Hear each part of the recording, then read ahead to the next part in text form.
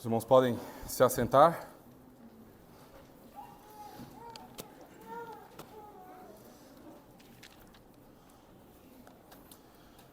Boa noite, meus irmãos. Graça e paz do nosso Rei Jesus Cristo. É uma alegria sem tamanho, como o nosso irmão André mencionou, né? Estarmos aqui reunidos nessa bendita santa convocação noturna, né? Nosso culto vespertino, e é o primeiro, para a glória do nosso Deus, de muitos. Então, é um momento muito importante para nós, para a nossa plantação, para a nossa igreja. É um momento de profunda alegria para nós ter cada um de vocês aqui conosco, nesse período, em que nós vamos, mais uma vez, continuar louvando o nosso Deus e aprendendo de sua palavra. Meus irmãos, como vocês sabem, nós estamos em uma série, agora no período da noite, que nós iniciamos na semana passada pela manhã, e nós vamos seguir nessa série nos nossos cultos à noite. Nós iniciamos uma exposição na carta de Judas, e nós continuaremos as exposições desse livro. Nós temos bastante conteúdo aqui. Hoje também não é o fim dessa série, tá? Nós só lemos, né, o Judas inteiro na nossa primeira exposição. E hoje nós vamos permanecer em Judas. E eu já peço licença aos irmãos para fazer o nosso primeiro excurso na carta de Judas, né? Os irmãos que estão acompanhando as exposições pela manhã já sabem o que isso significa. Então vamos abrir um parênteses hoje para nós tratarmos de um assunto que nós apenas passamos por alto na exposição da semana passada, e eu julgo que nós, à luz do nosso cenário, à luz do nosso contexto como a igreja brasileira e como igreja reformada, nós precisamos lidar com esse assunto de maneira mais profunda. Por isso, hoje nós vamos lidar com base ainda no versículo 1 de Judas, mas vai ser sobre um tema que aparece ali, né? Esse é o sermão, e eu já quero adiantar isso aos irmãos, esse é um sermão profundamente carregado de teologia, é um sermão profundamente carregado de doutrina, então eu preciso que vocês estejam atentos, tá? Porque ele é, como eu mencionei, um sermão um tanto quanto distinto daqueles outros sermões que nós estamos acostumados. Ele é um sermão doutrinário, ele é um sermão teológico, então não deixará de ser expositivo, mas será um sermão doutrinariamente temático expositivo, tá bom? Se eu pudesse denominar esse sermão, seria assim que eu o denominaria, tá certo? Então eu quero pedir para que você abra Judas comigo, nós vamos ler mais uma vez o versículo 1. Judas, capítulo 1, versículo 1. Isso, vocês estão vendo que tem bastante conteúdo aqui para a gente trabalhar em Judas, né? Diz assim a Santa Escritura: Judas, servo de Jesus Cristo e irmão de Tiago, aos chamados, santificados em Deus Pai e guardados em Jesus Cristo. Vamos ao nosso Deus, mais uma vez, em oração. Pai Santo, uma vez mais, Senhor, nós nos achegamos a Ti, em nome do Teu Filho Jesus, nossa justiça, nosso Rei. E rogamos a Ti nessa hora, ó Pai, que pelo poder do Teu Espírito, o Senhor nos ilumine os olhos, para que possamos ver o Teu Filho, ó Pai, exaltado, majestoso, mais desejável às nossas almas, mais glorioso, Senhor, aos nossos olhos. Que esse sermão, ó Deus, nos ajude a nos entregarmos mais ao Teu Filho, para servi-lo com mais amor, mais intensidade, mais zelo e mais disciplina. Senhor, incendeia as nossas almas com o Teu sermão, com a Tua palavra. Ajuda-me, ó Deus, nessa exposição a ser claro. Ajuda, Senhor, os meus irmãos a receberem também com diligência e com zelo a Tua santa palavra, Senhor. Rogamos que o Teu reino avance, que pecadores se arrependam nesta noite dos seus pecados e sejam salvos para a Tua glória. Nós oramos assim gratos no Teu Filho Jesus. Amém e amém.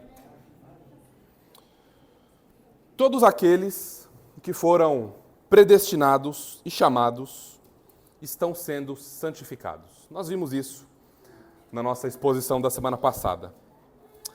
Mas aqui cabe uma pergunta a nós. O que é santificação? O que é santidade?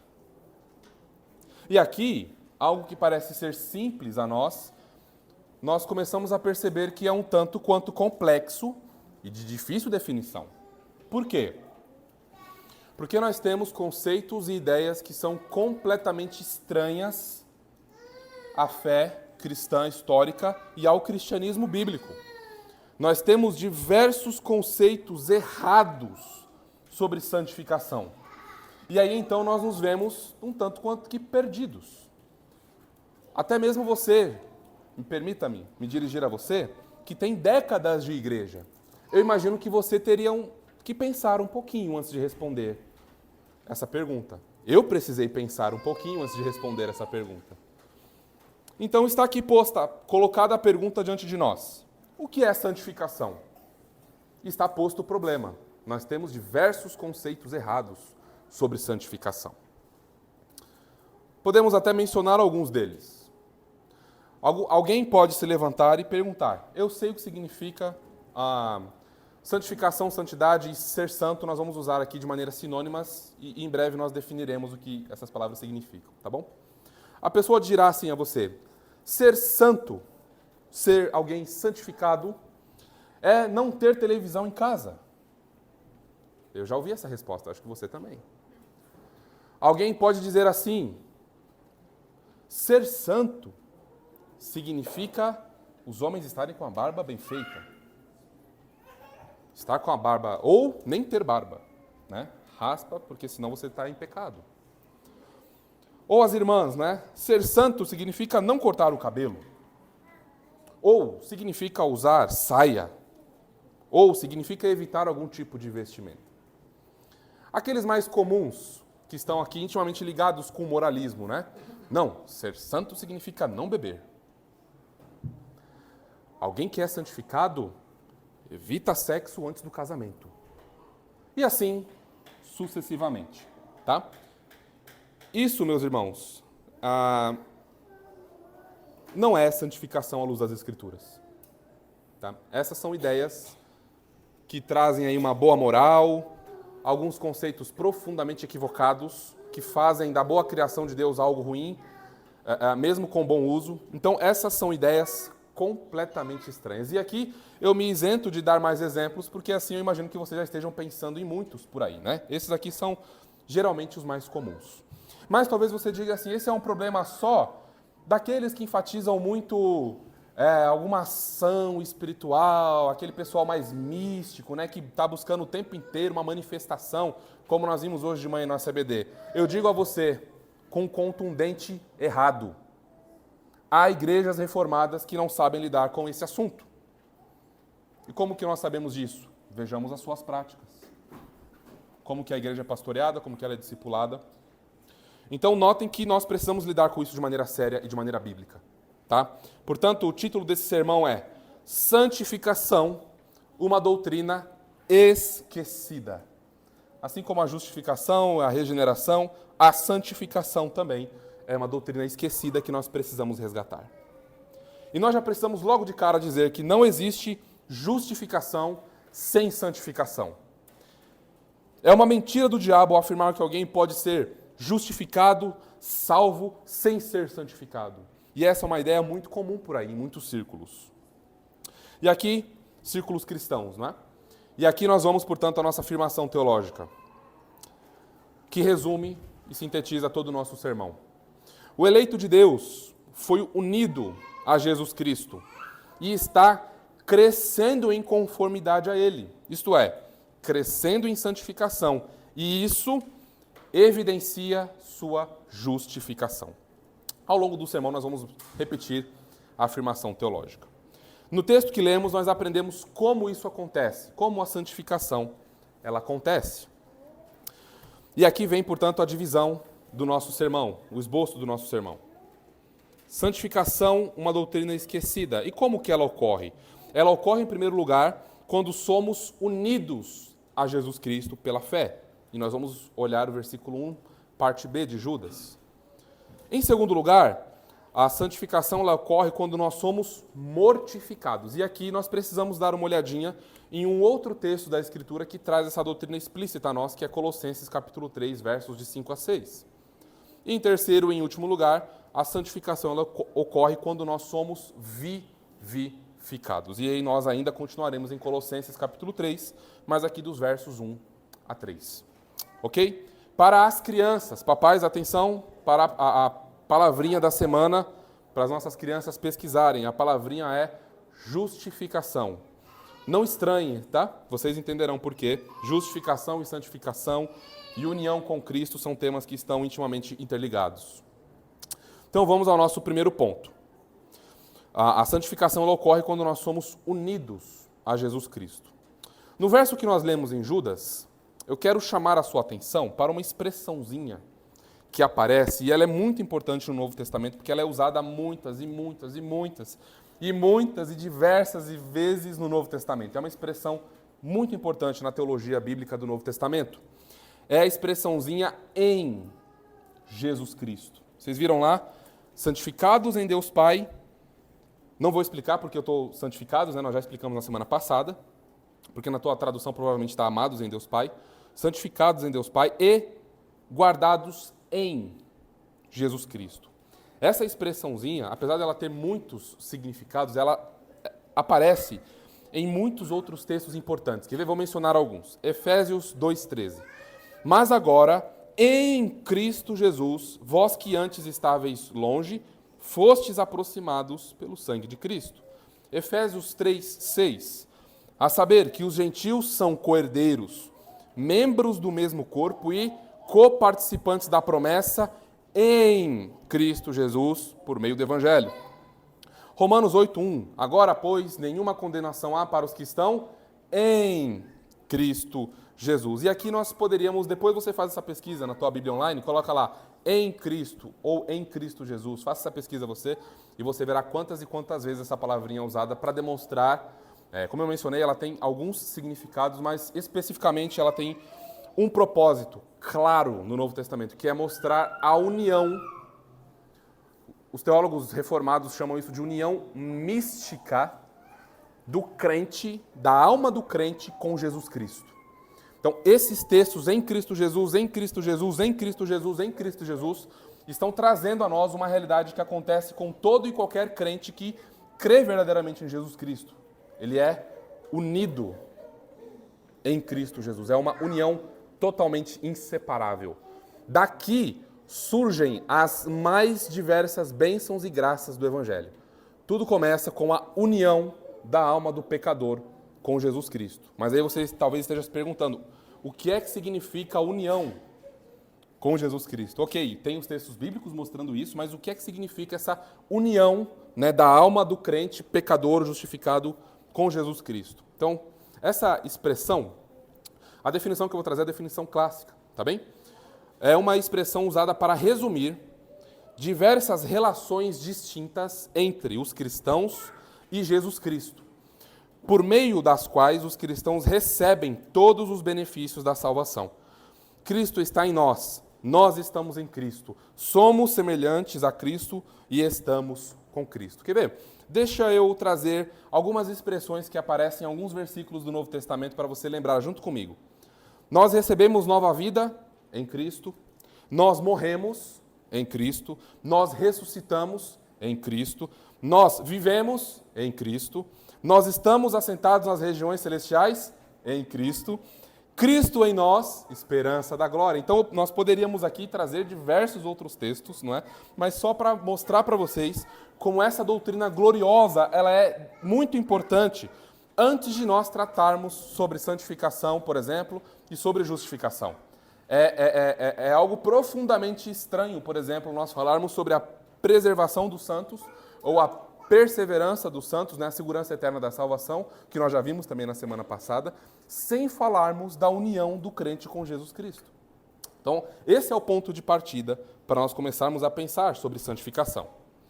O príncipe da Reforma Protestante, João Calvino, sobre esse assunto ele falou o seguinte, ó: pela participação em Jesus Cristo, na união com Ele, recebemos principalmente uma dupla graça. Guarde isso, uma dupla graça. Isto é, que tendo sido reconciliados com Deus pela inculpabilidade de Cristo, temos no céu não mais um juiz, mas um Pai gracioso, um Pai amoroso, além disso, que santificados pelo Espírito de Cristo, podemos cultivar a inculpabilidade e pureza de vida. Então, a união do crente com Jesus Cristo nos traz uma dupla bênção, né? Quem diz que não tem segunda bênção, né? Tem, sim, segunda bênção, mas é de maneira bíblica e correta. Nós temos dupla graça, portanto, justificação e santificação.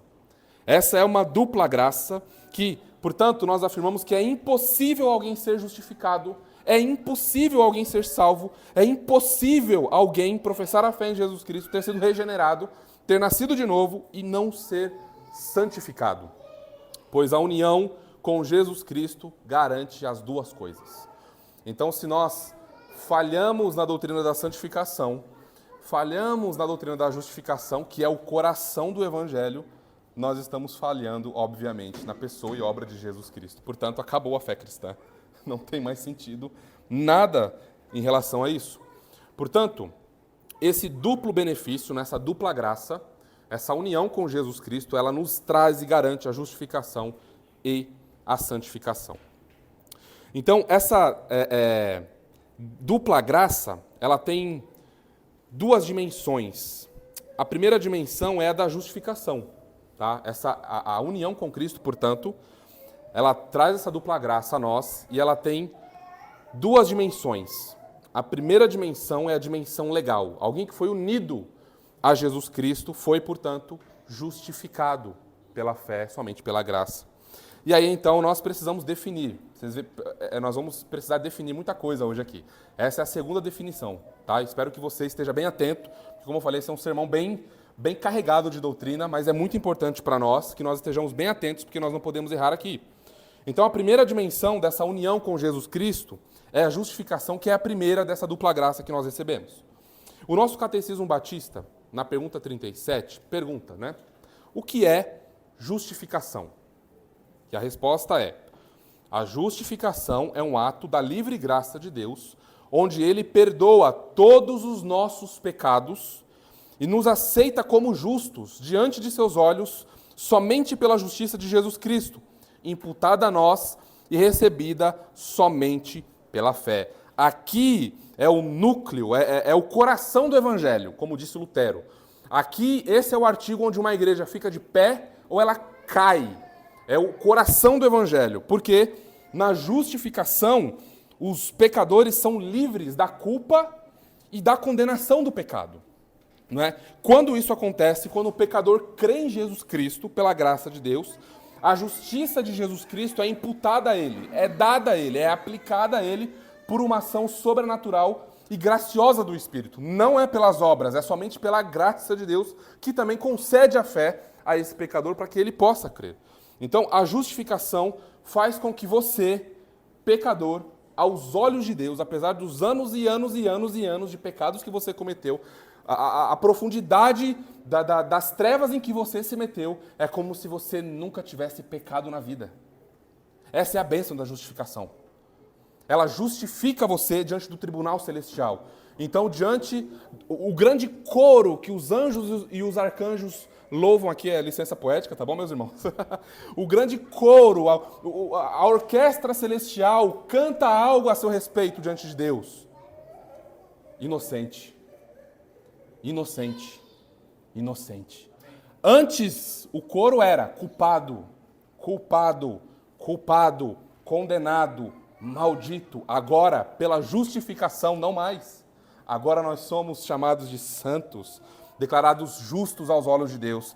E, portanto, unidos a Jesus Cristo, Deus o Pai nos vê profundamente puros diante dos seus olhos.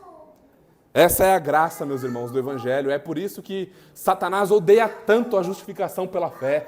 É por isso que ele usa com tanta ênfase e tanta força os seus apóstolos do inferno para corromper o seu coração, para afastar você da verdade, para fazer com que você se sinta culpado ao pecar e coisas dessa natureza. Ele se esforça com todas as suas forças para corromper o Evangelho da graça.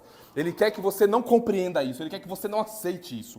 Ele quer que você se mate de culpa, de condenação, de remorso, de desgraça. Mas a doutrina da graça, a justificação pela fé, anula todo e qualquer dardo inflamado, maligno, enviado à tua alma, ao teu coração, e ao teu intelecto. Esse, portanto, meus irmãos, é o coração do Evangelho.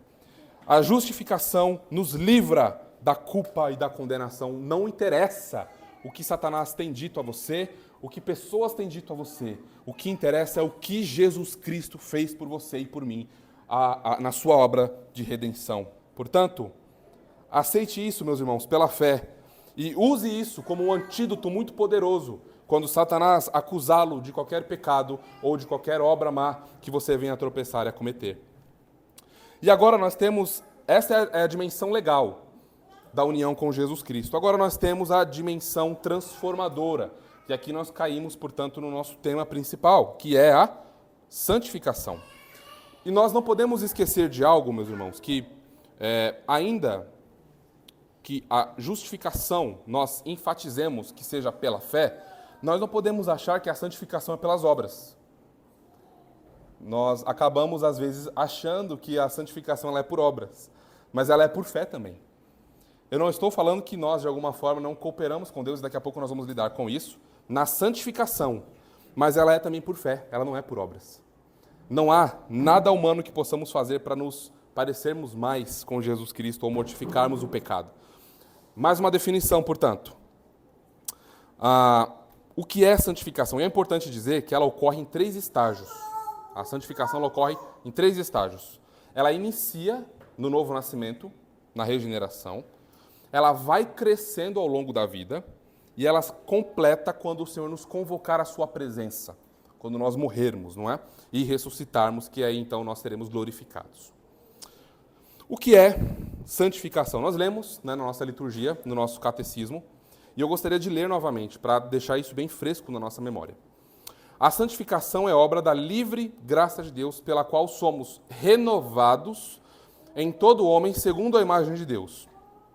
E somos cada vez mais capacitados a, presta atenção agora, morrer para o pecado e viver para a justiça. Então, em outras palavras, na santificação, nós somos cada vez mais livres do pecado e somos mais conformados a Jesus Cristo. Resumidamente, é isso que acontece. Na santificação, nós estamos sendo libertos do poder do pecado. Por que isso é importante mencionar, meus irmãos? Porque a glorificação, ela é um estado onde não há mais presença do pecado. Nesta vida, mesmo salvos, regenerados, nós ainda temos de lidar com os resquícios do pecado. Tem uma ilustração que eu gosto bastante de usar nesse aspecto. Sabe quando a gente cai de bicicleta e rala um pouquinho profundo, sangra e tal, e depois vai nascer na casca, e aí sai a casca e fica aquele machucadinho lá, ainda marca? Eu gosto de pensar nisso. O pecado é mais ou menos isso. Nós nascemos de novo, mas ainda há marcas, resquícios, não é, do pecado em nós. E aí, então, nós precisamos rapidamente fazer algumas diferenças, né, uma diferenciação entre justificação e santificação. A justificação, ela remove a culpa e a condenação do pecado. A santificação vai removendo a poluição do pecado. A justificação ela ocorre fora do pecador, no tribunal celestial. A santificação ocorre dentro do pecador, na sua alma. A justificação é irrevogável, de uma vez por todas. A santificação é um processo contínuo. A justificação é perfeita nessa vida. Nós estamos unidos a Jesus Cristo, declarados inocentes e nada muda isso. A santificação não é perfeita nessa vida. A justificação é a mesma em todos os crentes. A santificação é maior em alguns e menor em outros. A justificação é monergística. Somente Deus opera a salvação do pecador. A santificação, ela é Deus e o homem cooperando para um fim comum. Daqui a pouquinho a gente entra nesse aspecto, tá? Só para a gente mostrar a diferença entre a justificação e a santificação e nós não confundirmos aqui. E nesta vida, a santificação ela tem 2 aspectos. Quais são os 2 aspectos da santificação? A mortificação, como nós acabamos de ler no catecismo, e a vivificação. Tá? Aqui são 2 lados de uma mesma moeda, e onde nós também não podemos falhar. Tá? E aí nós entramos, portanto, no segundo ponto do nosso sermão. lembrando da nossa afirmação teológica, o eleito de Deus foi unido a Jesus Cristo e está crescendo em conformidade a Ele, isto é, está cada vez mais crescendo em santificação, e isso evidencia a sua justificação. Deixa eu bater nisso mais uma vez. Não há justificado que não está sendo santificado. Tá bem? Porque a santificação, ela é a segunda bênção da primeira, que é a justificação. São dois irmãos siameses e gêmeos que caminham lado a lado. E é impossível separar as duas coisas. É por isso que aquele exemplo que a Rafa deu, né, hoje pela manhã, de um casal, de licença para citar vocês, que falou assim, agora eles creem que o crente agora ele é salvo para sempre, agora pode pecar à vontade. É alguém profundamente ignorante, que não entendeu bem o que isso significa, não é? Está longe de ser algo assim. Então, a santificação ela acontece quando somos mortificados. Abra comigo em Colossenses capítulo 3, nós vamos ler os versos de 5 a 6. Colossenses capítulo 3, versos de 5 a 6. E agora nós estamos considerando o aspecto da mortificação na santificação. E diz assim a Escritura, Colossenses 3, de 5 a 6. Fazei, pois, morrer a vossa natureza terrena, prostituição, impureza, paixão lasciva, desejo maligno e a avareza, que é a idolatria. Por estas coisas vem a ira de Deus sobre os filhos da desobediência. Bem, fazei, pois, morrer. Nós precisamos fazer morrer, portanto, os resquícios do pecado. Aqui, antes de nós avançarmos, nós vamos lidar com alguns imperativos. E aí nós precisamos, antes de irmos para os imperativos do Evangelho, nós precisamos lidar com seus indicativos. E o que são indicativos do Evangelho? Indicativos do Evangelho são aquilo que Jesus Cristo fez. Uma vez que nós fomos unidos a Jesus Cristo, uma ação demanda de nós. E aí vem os imperativos do Evangelho. Então vejam, antes dos imperativos do Evangelho, antes do fazei alguma coisa, nós temos os versículos 1, 2, 3 e 4 de Colossenses que afirmam: uma vez que vocês foram ressuscitados com Cristo, pensai nas coisas que são do alto. Vocês foram ressuscitados com Jesus Cristo. Jesus Cristo realizou uma obra por vocês, indicativos do Evangelho. Agora, portanto, vivam de modo digno da vocação que foram chamados, imperativos do Evangelho. Sem isso, nós corremos um grande risco de cair ou no liberalismo, Jesus Cristo já salvou, já perdoou, já justificou, e, portanto, tanto faz como você vive, aquilo que é chamado por aí de graça barata, não importa como você vive, algo que falsos mestres amam fazer. E sem os indicativos do Evangelho, indo para os imperativos, nós corremos um grande risco de cairmos em legalismo. Faça, e faça como se tudo dependesse de você. Percebem? Então nós precisamos manter, mais uma vez, os dois lados dessa outra moeda, tá? E agora, portanto, nós podemos avançar. Mais uma definição para você tomar nota. Nós usamos corriqueiramente, né, a palavrinha mortificação, mortificar, morrer, etc. Mas nós precisamos saber o que isso significa. Definição de mortificação. É o processo de se despir do velho homem. Morrer para o mundo e para os desejos pecaminosos. É um afastamento cada vez maior do nosso antigo cabeça federal. É um afastamento cada vez maior do primeiro Adão, que nos legou esse contexto de maldição e de queda e de destruição. Então é isso que a mortificação faz. Nós, ao mortificarmos o pecado, nós matamos nossos desejos, nossos caminhos e nossas práticas que são pecaminosas. Quer ver? Deixa eu ilustrar o que é mortificação para você à luz de Efésios. Efésios 4, 25. Por isso, deixando a mentira. Efésios 4, 26. Irai-vos e não pequeis. Efésios 4, 28. Aquele que furtava, não furte mais. Efésios 4, 29. Não saia da vossa boca nenhuma palavra torpe, podre, destruidora, ruim. E Efésios 4, 31, só para a gente ilustrar um pouquinho mais. Longe de vós toda amargura e cólera e ira e gritaria e blasfêmias e bem assim toda malícia. Isso é a mortificação, é um abandono. Na mortificação, o que acontece com o pecado? Ele é confessado. Nós damos nomes a esses pecados. E agora, iluminados pelo Espírito, nós não fazemos aquela oração que todo pecador que não foi salvo faz, né? Senhor, eu sou muito pecador, me perdoa. Perdoa do quê? Como que você é muito pecador? Me dá aí 2 nomes de 2 pecados. E aí não tem. Então você não é tão pecador assim, né? Porque você não recebeu olhos para ver os seus pecados e a profundidade deles. Então, nesse aspecto da santificação, na mortificação, o pecado é confessado e abandonado. 2, o pecado é sepultado com Cristo. Jesus Cristo é o exemplo máximo. Aqui a gente está pensando em Romanos 6.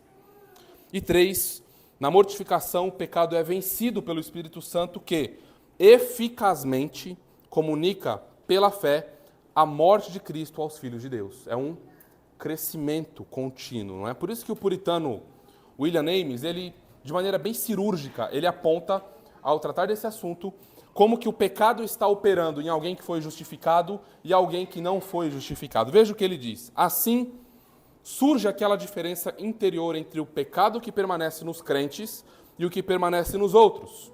Em outros, o pecado está reinando, prevalecendo e predominando. Nos crentes, o pecado é quebrado, subjugado e mortificado. É assim, pois o Espírito Santo está operando a santificação, não é? Todo ser de Deus, Pai, Filho e Espírito, estão concorrendo e trabalhando para que esse pecador que foi salvo seja eficazmente santificado e cresça em graça. E aqui nós entramos no nosso terceiro ponto, né? Nós vimos a união com Cristo, é isso que promove a nossa santificação, ela começa lá. Nós vimos que ela ocorre quando nós somos mortificados, e agora nós vamos ver que ela ocorre quando nós somos vivificados. E ainda com Colossenses 3 aberto, vamos ler os versos 1 a 3. Colossenses 3, 1 a 3. Vejam o que nós vamos ver. Aqui nós vemos o indicativo do Evangelho diante de nós. Olha só. Portanto, se fostes ressuscitados juntamente com Cristo, buscai as coisas lá do alto, onde Cristo vive assentado à direita de Deus. Pensai nas coisas lá do alto, não nas que são aqui da terra, porque morrestes e a vossa vida está oculta juntamente com Cristo em Deus. Então aqui nós vemos a vivificação acontecendo. Nós fomos ressuscitados, nós recebemos vida juntamente com Cristo quando Ele ressuscita e quando nós somos unidos a Ele. Mais uma definição. Vejam que tem bastante definição hoje, hein? O que é vivificação também, que nós falamos e muitas vezes a gente tem dificuldade em definir. Vivificação é o processo de se vestir do novo homem. Veja, enquanto mortificação é se despir do velho homem, a vivificação é se vestir do novo homem. Viver para Deus por meio de Jesus Cristo e ter seus desejos e afeições transformados pelo Evangelho. Enquanto a mortificação é um afastamento cada vez maior do primeiro Adão, a vivificação é uma aproximação cada vez maior do novo Adão, do nosso novo cabeça federal, que é Jesus Cristo, o nosso Senhor. Então, quando nós entramos nesse pacto de graça, não é? Na vivificação, nós buscamos vida em Jesus Cristo pela fé, para vivermos de maneira santa, justa e piedosa. Deixa eu ilustrar ainda com Efésios 4. Nós vimos a mortificação em Efésios 4, o abandono do pecado, e agora nós vamos ver como que a vivificação opera. Veja, a mortificação, por isso, deixando a mentira. A vivificação, fale cada um a verdade com o seu próximo, porque somos membros uns dos outros. Perceberam? Mortificação, irai-vos e não pequeis. Vivificação, não se ponha o sol sobre a vossa ira, nem deis lugar ao diabo. Mortificação, aquele que furtava, não furte mais. Vivificação, antes trabalhe, fazendo com as próprias mãos o que é bom, para que tenha com que acudir ao necessitado. Mortificação, Não saia da vossa boca nenhuma palavra torpe, podre ou ruim, vivificação, e sim unicamente a que for boa para edificação, conforme a necessidade, e, assim, transmita a graça aos que ouvem. Mortificação. Efésios 4 ainda, 31 e 32 agora. Longe de vós toda amargura e cólera e ira e gritaria e blasfêmias, e bem assim toda malícia. Vivificação. Antes, sede uns para com os outros, benignos, compassivos, perdoando-vos uns aos outros, como também Deus em Cristo vos perdoou. Então, notem isso, meus irmãos. Notem que na mortificação, portanto, nós abandonamos práticas pecaminosas. Mas aqui o moralismo consegue chegar. Quantos de vocês já não conheceram pessoas que tinham algum hábito pecaminoso e conseguiram abandonar esse hábito na força da carne? Mas a mortificação e a vivificação, que são os dois lados da santificação, não podem ser operados na força da carne. Por isso que nós não paramos em abandonar velhos hábitos e hábitos pecaminosos. Nós, com o auxílio da graça do nosso Deus, buscando vida em Jesus Cristo, substituímos esses hábitos e esses pecados por hábitos bons, por hábitos santos, por aquilo que nós lemos em Efésios, boas obras, que o Senhor preparou de antemão para que andássemos nelas. Então, nós precisamos considerar esses dois lados da santificação, não é? Esse é o poder do Evangelho, transformando o pecador de dentro para fora. O moralismo ele é apenas uma reforma externa, apenas externa. A santificação bíblica, ela opera de dentro para fora. E ela dá os seus frutos. O pecador, ele cresce. Não por suas próprias obras, mas porque tem um poder maior do que ele operando em sua alma e em seu coração. Esse é o poder do Evangelho da Graça. Não é meramente abandonar hábitos ruins, mudar, acordar mais cedo. Não é simplesmente isso, meus irmãos. Vejam a glória e o poder do que nós estamos falando. É alguém que deixa de amar o mundo, as trevas e o inferno. É uma mudança de reinado, é uma mudança de líder e de cabeça federal, é uma mudança de escravidão, é uma mudança de contexto, é uma mudança espiritual. Nós estávamos mortos em nossos delitos e pecados. Satanás era o rei das nossas almas. Odiávamos o Evangelho, odiávamos a Deus. Mas agora houve uma transformação radical. Lembra do nosso sermão sobre arrependimento? É aquilo ali, é você subir num prédio de 100 andares e pular e se esbagaçar todo e você mudar completamente. É uma mudança de natureza, é uma mudança interna, é uma mudança que não pode ser fabricado pelo homem. Não pode ser fabricado pelo homem. Por mais que ele se esforce, por mais que ele tente, ele não consegue chegar aonde a graça de Deus chega para transformar um pecador. Na vivificação, o pecado dá lugar à vida e a reforma a imagem de Deus no homem. Esse pecador ele vai crescendo cada vez mais a imagem de Jesus Cristo. O pecado que gerou a morte dá lugar à ressurreição e à vida. Cristo é o nosso exemplo máximo, nós ressuscitamos com Ele. Né? E o batismo, lá em Romanos capítulo 6, ele é uma dramatização disso. Nós fomos unidos misticamente a Jesus Cristo, mas o que é que comprova isso aos olhos do mundo? O batismo. Alguém que desce as águas do batismo de maneira mística e sobrenatural, e uma ação graciosa de Deus está ali, sendo unido a Jesus Cristo de maneira profundamente espiritual. Esse é o Evangelho colocado diante dos nossos olhos. Aquela pessoa está sendo sepultada e morta naquelas águas, mas ela está ressurgindo em novidade de vida, meus irmãos. E 3, o pecado na vivificação é vencido pelo Espírito Santo, que eficazmente ressuscitou o Cristo dos mortos e opera, pela fé, a ressurreição nos filhos de Deus. Por que isso é importante na nossa série de Judas? Talvez até aqui você, poxa, Léo, você usou o versículo 1 de Judas só para entrar no tema. Por que isso é tão importante? Na carta de Judas, e nós vamos seguir daqui para frente, do versículo 3, onde a coisa começa a ficar mais enérgica na carta de Judas. Os falsos mestres, eles têm uma característica. Eles não conseguem se esconder de um crente que conhece muito bem a Escritura, principalmente aquele que vai terminar a série de Judas com a gente, né? No versículo 4 de Judas, nós lemos o seguinte, ali no finalzinho do versículo, que vejam o que eles fazem. Eles transformam em libertinagem a graça do nosso Deus. Com isso, eles negam o nosso único soberano e Senhor, Jesus Cristo. Eles transformam em libertinagem a graça de Deus. Eles querem justificação sem santificação. Eles querem ser perdoados, eles querem ser salvos, mas eles não querem o ethos, a ética, a vida do cristão. Eles não querem.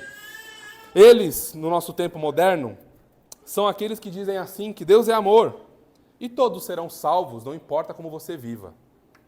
Eles têm esse discurso. Outros vão dizer que Deus te aceita como você é.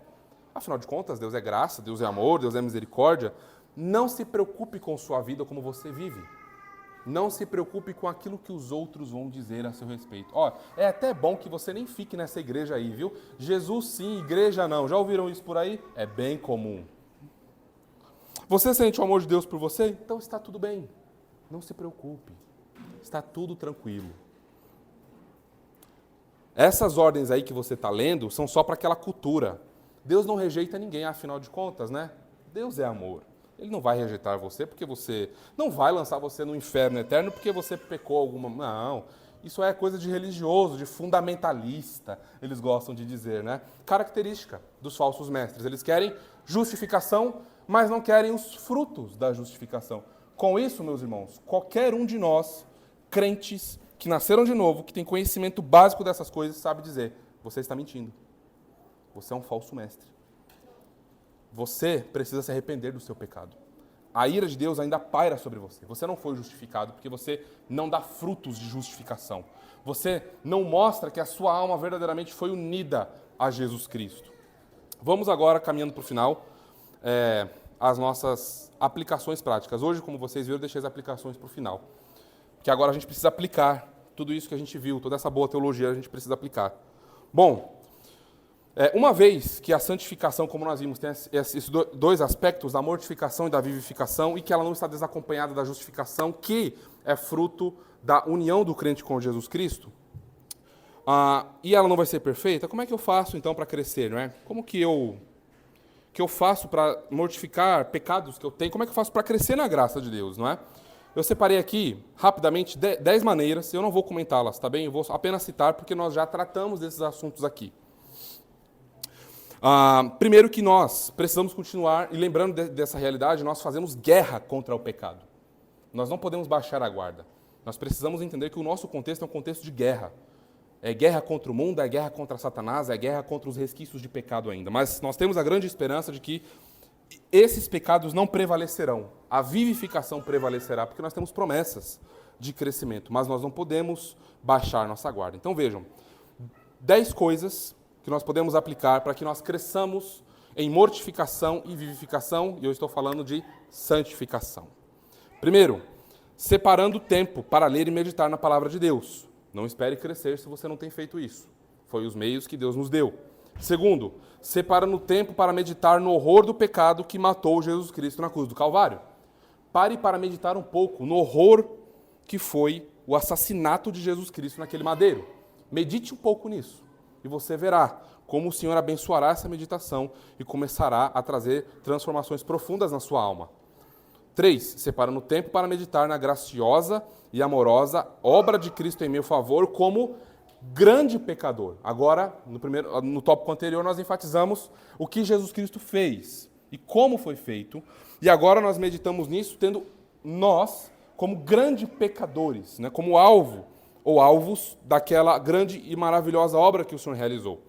Separando o tempo para aplicar Cristo a mim mesmo pela fé. Eu estou meditando, eu estou mastigando, eu estou olhando com os olhos fitos em Jesus Cristo, naquilo que Ele realizou por meio de Sua palavra. E isso vai inundando a minha alma, isso vai me batizando cada vez mais em piedade no Evangelho. Não espere crescer se isso não está sendo feito.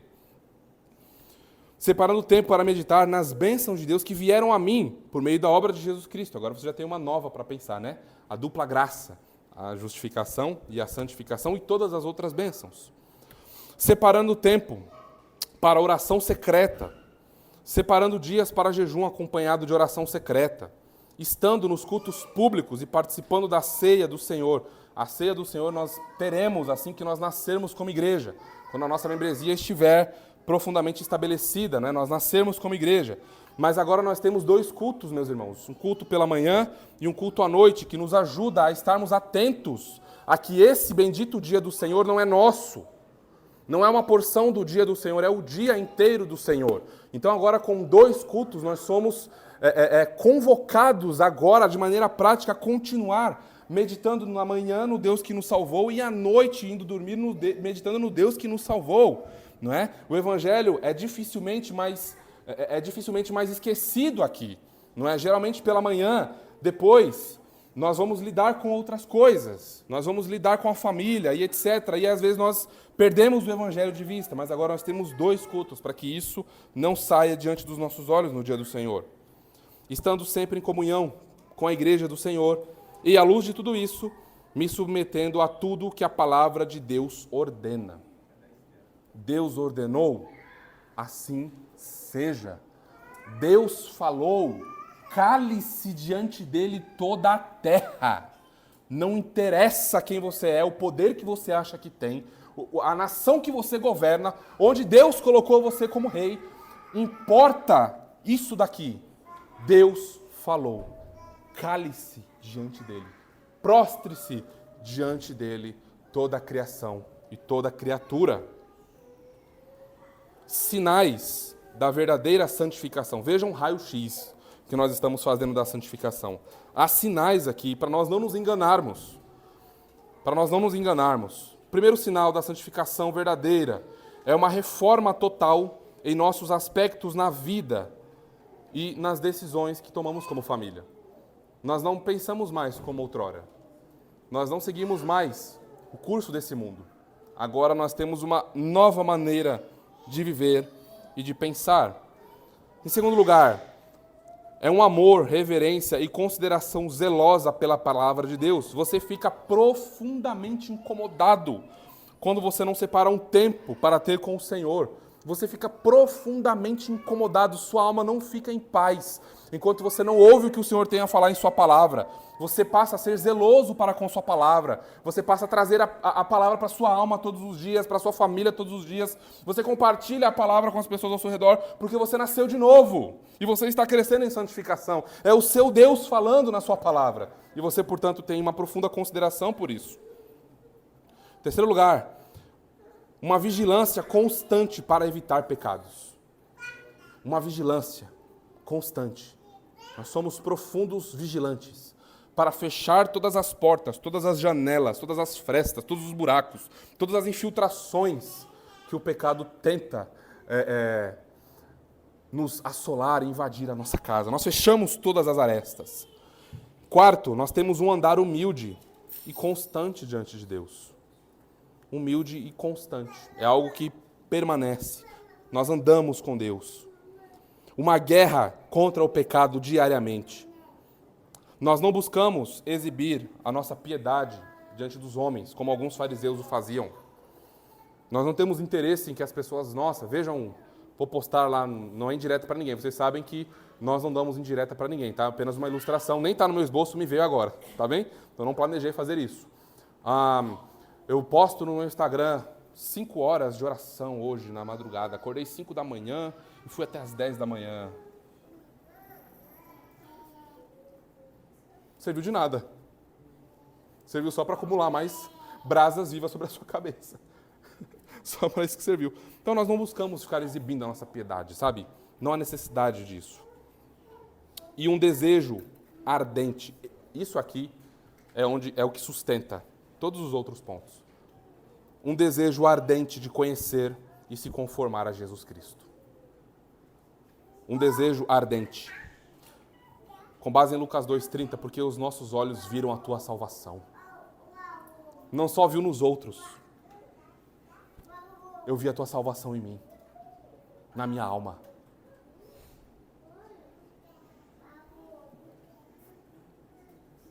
E a vida eterna é esta.